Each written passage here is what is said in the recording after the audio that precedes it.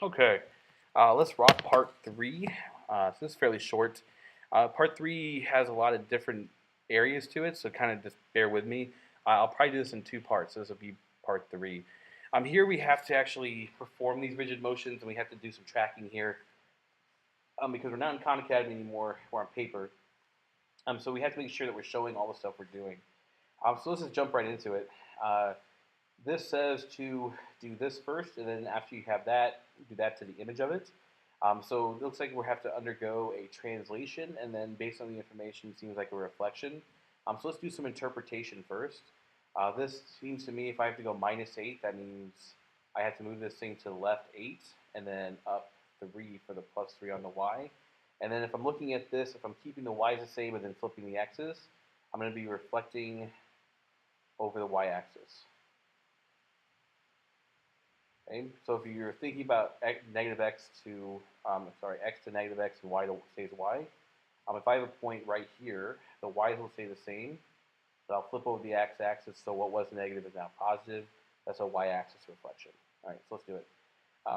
So up 8 and over, I'm going to cheat a little bit here too.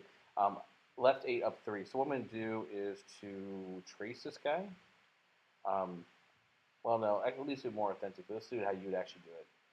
So what I'm going to do is take these points and move them individually. So I can move left 8, so that's 1, 2, 3, 4, 5, 6, 7, 8, and then up 3. 1, 2, 3. So that's A, that's my new 8 prime. Let's do this one. 1, 2, 3, 4, 5, 6, 7, 8. 1, 2, 3. That's my new one on the far left. And then 1, 2, 3, 4, 5, 6, 7, 8. Okay, so there's my new figure. Okay. Now they're asking me specifically to put in like lines of dilation or vectors and stuff, so I'll do that as well. Let me get a little better picture for you. And so even though I counted it kind of on the grid, my vectors were here, so we draw those in. Now it's not actually need to put in a rule or anything, I just need to draw the vectors. Now the next piece is they want me to reflect it over the y-axis, so side to side. So let's move this guy right here first. So this is 1, 2, 3, 4 away from the axis, so flipping it over should go 1, 2, 3, 4. Okay, so that's one of my final resting pieces. This guy here is 1, 2 away, so 1, 2 away. Now this one I'm flipping the other way, so 1 away from the axis. So this should be my new picture. Okay, so the blue one is my final. Now they did do a reflection, and again they want us to put in these pieces. So let's go ahead and draw in the line of reflection, which is the y-axis, but I know it's a little hard to see. And let's draw in the perpendicular bisectors. Okay, and it looks like we're done. If I want to report out the final vertices, which is probably a good idea to do that, let's see, this vertex is at 4, comma, and 1. This guy is at 2, comma, so 2, comma, -5, and this guy is at -1, -5. And the reason why that's important is because we can actually take our original vertices, run them through here, and predict where we're going to end up. Okay? Look at this guy. All right. So it looks like we have a reflection right off the bat. And then looks like we're going to dilate. I know it's a dilation because it's multiplication. In fact, this should be twice as big, but it only happens after the reflection. Now for the dilation, we have to assume the center is at 0, 0. It's kind of like the default setting. So the reflection will always be at the 0, 0 unless otherwise stated. All right. So let's do it. Let's reflect. So let's move this guy first. So that's 1 away from the axis. So if that's 1 away from the axis on the right, it should be 1 away on the left. So it's got to be right here. Same is true for the one at the bottom. Now this one is 1, 2, 3. Wait, 1, 2, 3, 4. So 1, 2, 3, 4. There's my new triangle. Now again, we should probably throw in our axis symmetry and draw on our lines here.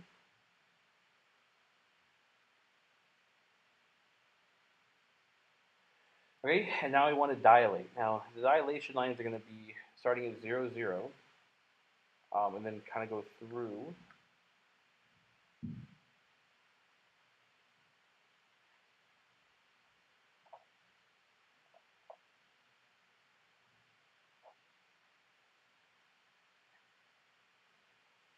And on the bottom,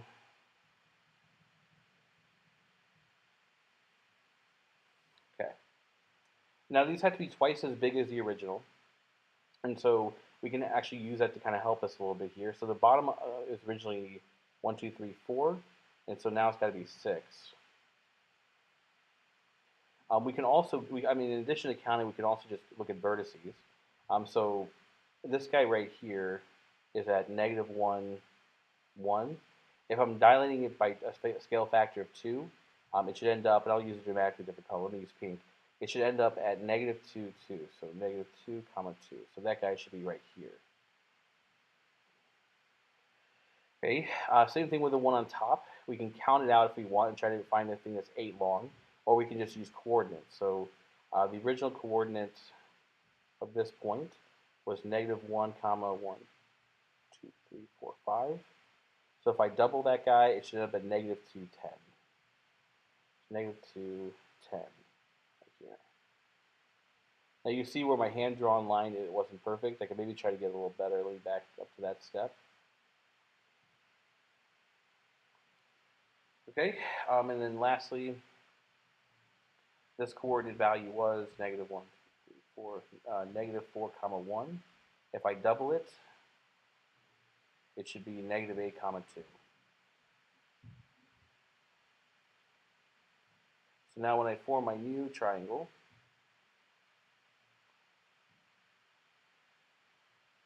okay, you can see it's been flipped from the original and then blown up. In the same way, if I look at my final triangle here, it's certainly been translated and then flipped. So it's really clear to see those two motions, right? So that's on a grid. Now on a grid is actually, I think, a little more difficult because you're constrained by actually counting and making sure the points are in the precise right place. But down here, we're asked to do kind of a similar thing, but we're asked to do it in the free plane, which personally I actually prefer. So now we are going from the bottom to the top one like that. Now, you know there's an infinite number of ways you can do this. So you can totally be obnoxious and do it like in 12, 13, 14 moves. I wouldn't do that if I were you. What I would do is try to do it extremely efficiently. So my saying always is, don't do anything unless you get the one point to lay right on top of another point that you could actually use. Here's what I mean by that. So I'm not going to reflect first. I'm not going to translate first. I'm sorry, rotate first. I'm going to translate. So I'm doing a little cheating here. So I'm doing a trace and move.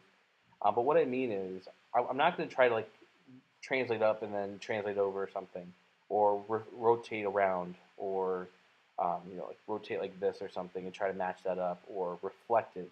What I'm going to actually do is do my best to get like A to be on top of A prime like right now, or B to be on B prime right now, or C to go to its corresponding C prime right now. And the reason for that is because it's more efficient, and also a translation is super easy to execute. So if I start with that, my rotations and like reflections might be easier too. So here's what I'm going for. So I think my first move is going to be this right here. Okay. Now, why would I want to go A to A prime? Well, if I go A to A prime first, if I'm looking, I don't think I have to do very much to get this to go to line up either by rotation or reflection. Now that like most of my work's already been done for me. Okay? So my first move, come on, guy. My first move is going to be take this guy and translate it straight up to A prime. Okay? Now I do need to draw on all the things, and guys, this is really important. The test is going to demand of you too. That if I did a translation, I very well better be able to draw those lines of translation, mark them to be parallel and congruent, and then mark this new figure. I'm not going to use B prime or C. I'm going to use, let's see, I'll use D and I'll use E, which will enable you to write a rule. So my first rule was a translation along vector A prime of triangle ABC, and that triangle ended up at triangle A prime D. All right, so if I look at my next step, I think what I want to do is try to get like this line right here lined up with this line right here, which means I'm probably going to do a rotation. So if you're having trouble seeing what I'm talking about, let me get the triangle back. My intent is to take this triangle and rotate it along A and get it to lie right on top of that. Like that's my next move. Because you can see if I do that, then I'm just a reflection away from lying on where I want it. So translate first. It looks like I'm going to go ahead and rotate. Again, my center is going to be A prime. Now the angle itself, the numerical number doesn't matter. I just have to identify it. So let's go ahead and do that. So let's draw this in pink. Okay, so my center rotation, definitely A prime. My angle of rotation can be defined through any sets of points, but I'll go ahead and define it using these guys.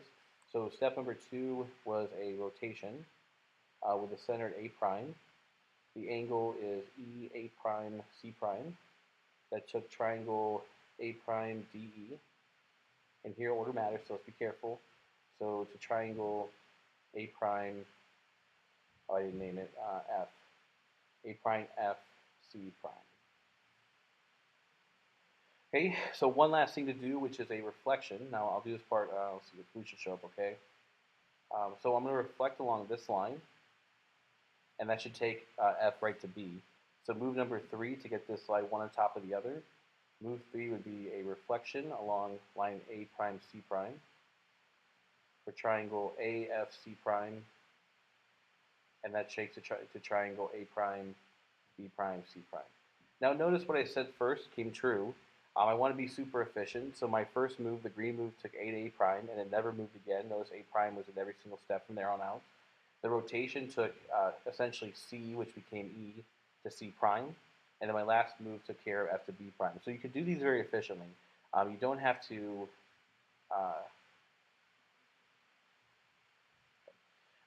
this in like really more than 3 moves probably.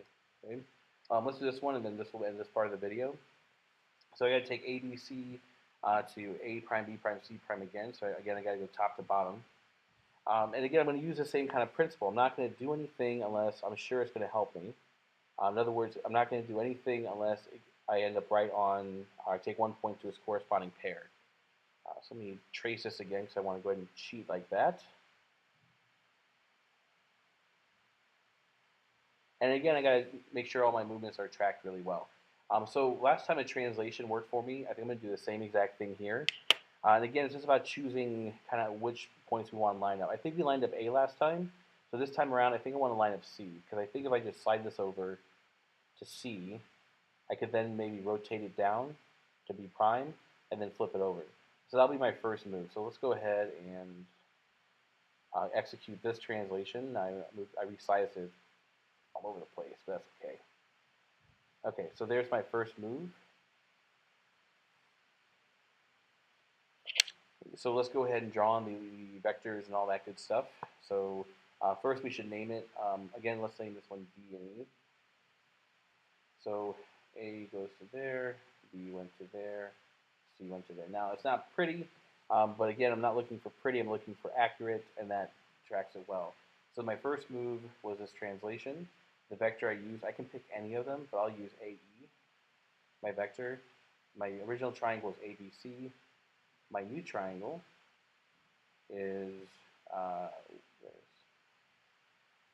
see, ABC, so it'll be E, D, C prime. Now C prime is where it belongs, so we're not going to use C prime again. But again, it looks like I can do a rotation here. So if I take this triangle where it currently is, I can rotate it down until I meet BC. And that's going to be move number 2. Again, let me change the color. Let's go pink again. Let's see, we need a point F here for that, otherwise we're recycling the points. So it looks like move number 2 is going to be a rotation. The point of rotation, again, was C prime. And it looks like the angle of rotation, again, I can just pick any one I want, but let's pick this guy.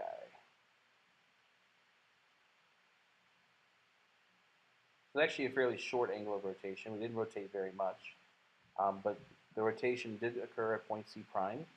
The angle was, let's see, B prime, C prime, D. The triangle we started with was C prime, E, D, and it ended up at triangle C prime, F, B prime. So then again, you see we took this point F to the B prime location, and now it's not going to move. So just like the previous example, all I need now is a nice reflection. And so that'll be my line of reflection, and that should actually work beautifully. So let's go ahead and do a reflection. The line in question is C prime, B prime. The triangle we started with was C prime, F, B prime. And that will end up a triangle. Now we gotta be careful because we have to make these are aligned. So CFB, so it'd be C prime, B prime, C prime, A prime, B prime. Okay, so a little technicality here. I mean, I think you guys are really good at moving things around the plane. Just please be careful to mark all your movements and also use the rule to identify everything. So those are the two technical pieces. I'm going to go ahead and stop part 3 here. We'll make this part 4.